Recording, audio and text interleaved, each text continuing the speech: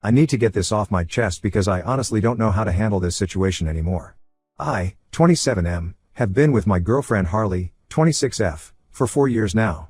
I guess I should start with some background. Before Harley, I went through some really rough relationships. My first serious girlfriend cheated on me with her coworker after 2 years together. I found out when I surprised her at work with lunch and saw them making out in the parking lot. My second girlfriend cheated with her ex and had the nerve to tell me it was my fault for not being exciting enough. Those experiences really messed with my head and made me question everything about myself. Then I met Harley at a mutual friend's birthday party. She was different from anyone I'd ever met. I'm naturally quiet and soft-spoken, the kind of person who blends into the background at parties. But Harley saw me. She came right up to me, started a conversation, and made me feel like the most interesting person in the room. She has this way about her that just draws people in. She's confident, brave, and somehow made me feel the same way when I was with her. When we first started dating, Harley was going through a rough patch. She was struggling with alcohol addiction, drinking almost every night to deal with stress from her job and family issues. I don't drink myself, never have, just not my thing. I also don't smoke or do any drugs. I'm not judging anyone who does, it's just not for me. Anyway, I stood by her through her recovery. I went to AA meetings with her, helped her find new ways to handle stress, celebrated every milestone with her. Going through that together made us stronger. We felt like we could handle anything life threw at us as long as we had each other. Our relationship was pretty much perfect, at least I thought so. We never really fought. The worst it ever got was maybe her getting frustrated if I forgot to take out the trash or put my dishes away after a long day at work. But even then, it wasn't really fighting. I hate conflict, so I usually just apologized and made sure to do better next time. I always went along with what Harley wanted, where to eat, what to watch, how to spend our weekends. Looking back now, maybe that was part of the problem. Maybe I was too passive, too boring. Maybe she needed someone who would challenge her more. About 10 months ago, Harley told me she was pregnant. I was absolutely thrilled. I've always wanted to be a father, and the thought of starting a family with Harley seemed like a dream come true. We did all the things expecting parents do. We turned our spare room into a nursery, painting it this soft green color that Harley loved. We spent weekends shopping for baby furniture, picking out the perfect crib and changing table. We bought tiny clothes and stuffed animals. We made lists of baby names, James or William for a boy, Sophia or Emma for a girl. I went to every doctor's appointment, read all the parenting books I could find, even started a college fund. I was all in. Then came the day she went into labor. I was at work when I got the call. We thought the baby was coming that weekend, that's what the doctor had said at her last appointment. But babies have their own schedule, I guess, because it decided to come on a Tuesday instead. I remember dropping everything at work and rushing to the hospital. My boss was actually really understanding about it, told me to take all the time I needed.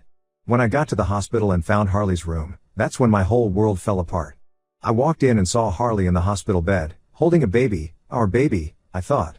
But there was also this guy I'd never seen before standing right next to her bed, looking down at the baby like he had every right to be there. He was basically my complete opposite in every way, full beard, long hair down to his shoulders, covered in tattoos and piercings. I'm clean cut, no tattoos, the kind of guy who wears khakis and button-downs to work. This guy looked like he'd just walked off the set of Sons of Anarchy. He gave me this casual "hey man" when I walked in, like we were old friends or something. I was so confused I just mumbled something back. I looked at Harley, but she wouldn't even meet my eyes. She asked the guy, Thomas, 34M, to give us a minute. He squeezed her hand before he left, and that's when I knew. I knew before she even said anything that something was terribly wrong. I stood there looking at the baby while Harley told me everything. The baby wasn't mine. She'd been seeing Thomas for the past year, starting about 3 months before she got pregnant. They met at some motorcycle bar she'd gone to with her friends, a place she knew I'd never go. She said she really liked him, that he was exciting and spontaneous in ways I wasn't. She swore it wasn't anything I did wrong, like that was supposed to make me feel better. She told me she hadn't said anything earlier because she was hoping the baby would turn out to be mine. But one look at the baby made it clear that wasn't the case. The baby had Thomas's features, his darker complexion, his nose, his chin. There was no way I could be the father. She said she didn't want to string me along anymore now that she knew for sure. I know people probably expect me to say I lost it.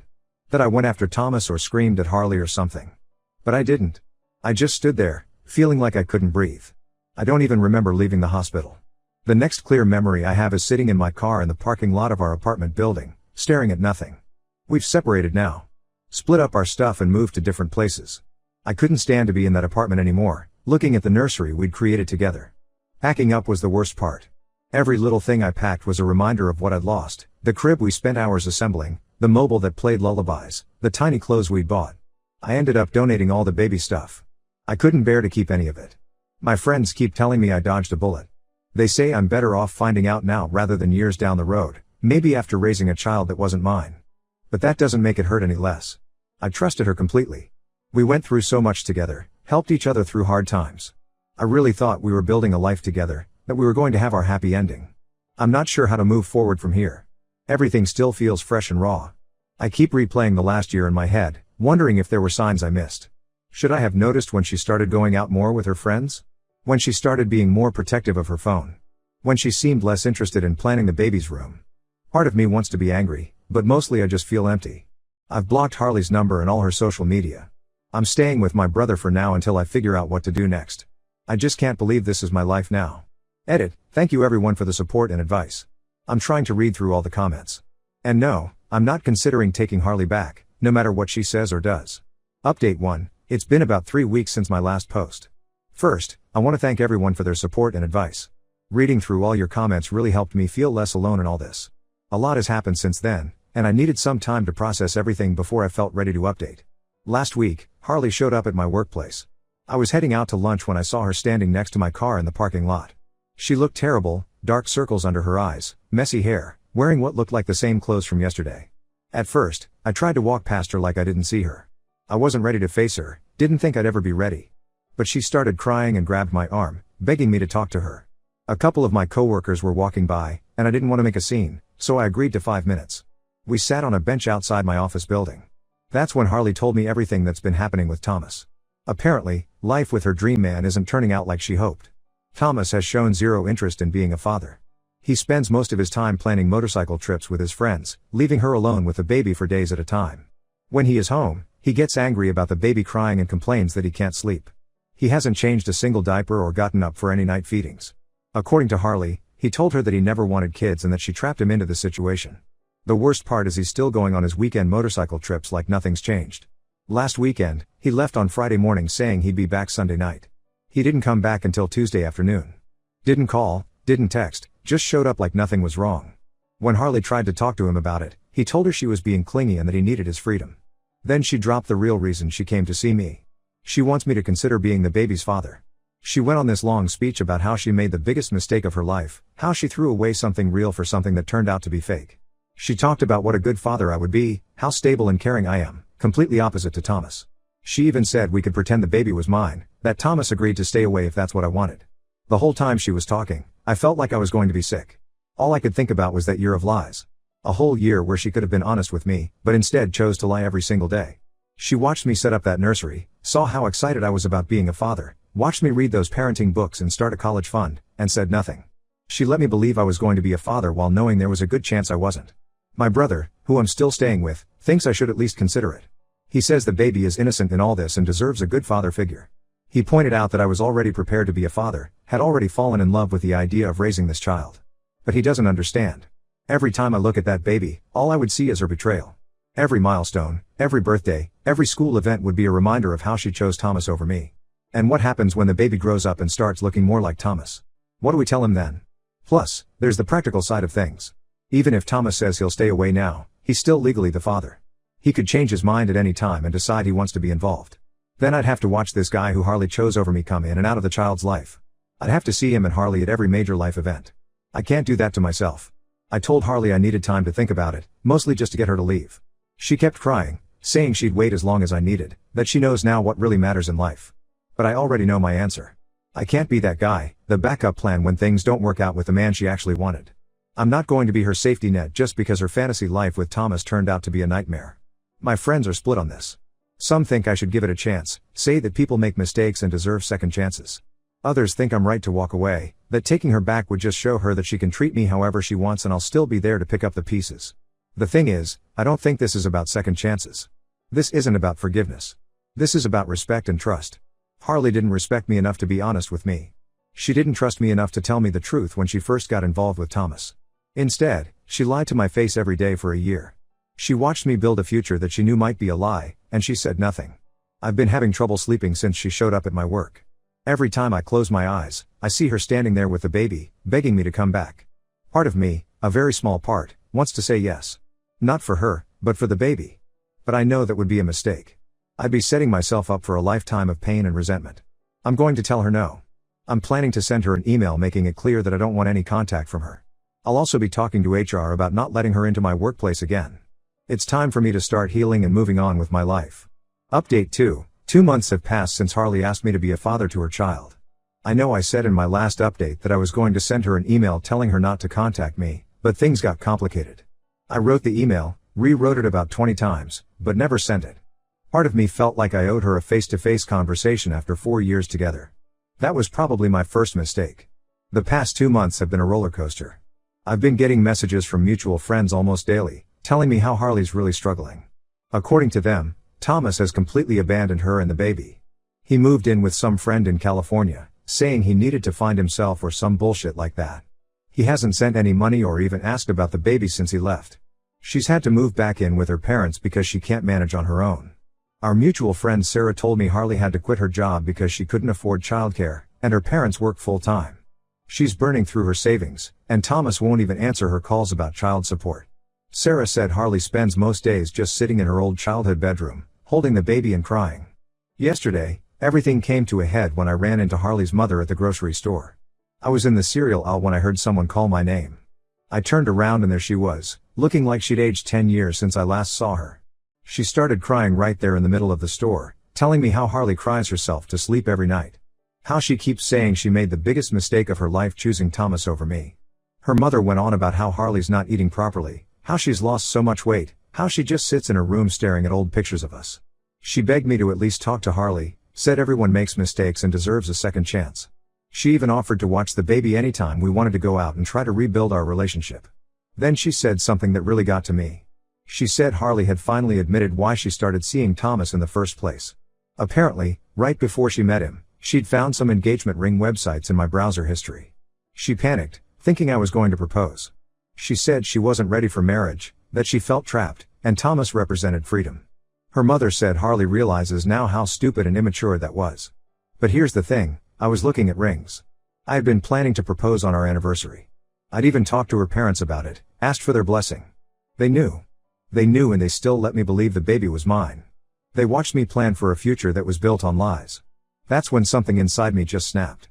Standing there in that grocery store, looking at this woman who had participated in her daughter's lies, I finally found my anger.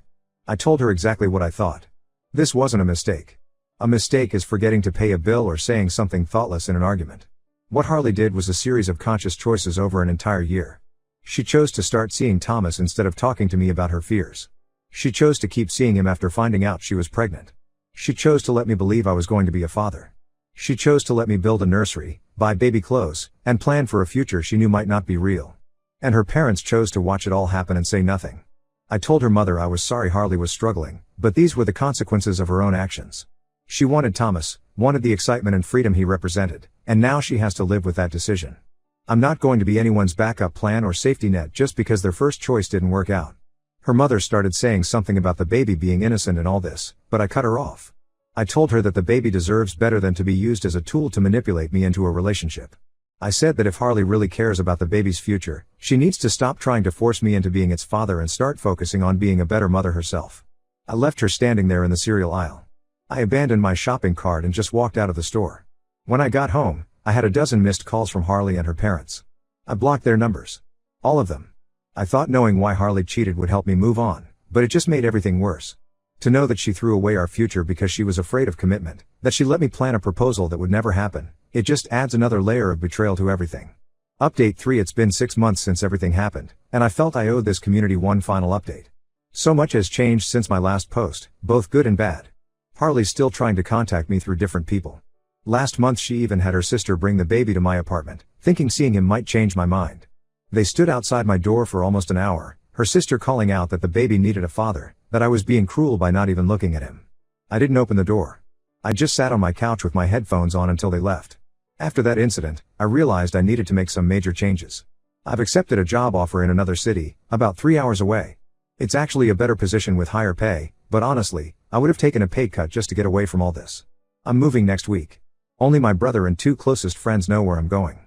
The decision to move wasn't easy. This city has been my home for my entire life. My family is here, my friends are here, my whole support system. But everywhere I go, there are reminders of Harley. The coffee shop where we had our first date. The park where we used to walk on weekends. The hospital I drive past every day on my way to work. Even the grocery store is off limits now after that scene with her mother. My brother thinks I'm running away from my problems. Maybe he's right. But sometimes running away is the only way to move forward. I need a fresh start somewhere where I'm not known as the guy whose girlfriend had another man's baby. Where I don't have to worry about running into Harley or Thomas or their baby at the supermarket. To everyone saying I'm being cruel by not helping Harley, I disagree.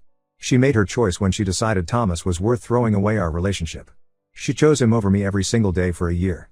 The fact that it didn't work out doesn't make me responsible for picking up the pieces of her life. I've started seeing someone new. It's very casual right now, and she knows everything that happened. She's been incredibly understanding about why I need to take things slow. It's nice to remember that not every relationship has to end in betrayal. I'm going completely no contact now. I've changed my number and deleted all social media. My email address will be changed once I start the new job. I've told my family that anyone who gives Harley my new contact information will be cut off. It might seem harsh, but I need this clean break. To the people who followed my story and offered support, thank you. This community helped me stay strong when I was tempted to give in, when the guilt and manipulation almost worked. You helped me see that I deserve better than being someone's backup plan. This whole experience has changed me. I'm not the same quiet, conflict-avoiding person I was 6 months ago. I've learned to stand up for myself, to set boundaries, to say no without feeling guilty. It's a painful way to learn these lessons, but sometimes that's how life works. So this is it. The final chapter of this story. Time to start writing a new one. Thanks for everything, Reddit. This will be my last update. Edit, to those asking, yes, I've documented everything in case I need a restraining order in the future. My lawyer has copies of all texts, emails, and recordings of the incidents at my apartment and workplace.